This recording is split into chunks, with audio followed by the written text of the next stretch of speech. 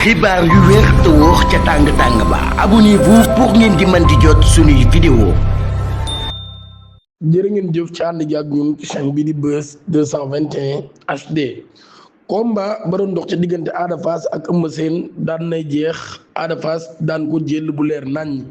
ginnaaw bi nga xamee ni day moom Ada Fass mi daan nay jóge ci Liss Ndiago ci ab victoire bu leer nañ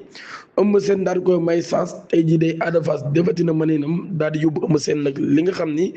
wala fële nga xam ni moo di retraite moom Eumeu Sène mi nga xam ni dernier combat am daf ci jëlee défaite ci Franc tey jii day jëlaat na beneen défaite ci digganteem ak Ada Franc mu nekk ab combat boo xam ni Gaston Production ñoom ñoo ko daal di tëggoon mu nekk ab combat nag boo xam ne ñu bari doon nañ ko xaar waaye tamit jàppoon ni Ada Fass mi amul benn sens ci kanamu Eumeu Sène ndax jàppoon nañ ni bu dee xeex moo ko dàq waaye ñenn ñi jàpp tamit sax ni bu dee bëre moom Eumeu Sène ko ëpp waaye tey jii de loolu feeñu fa Ada Fass wan na Eumeu Sène ni ko maa la ëpp doole maa la gën a nekk gone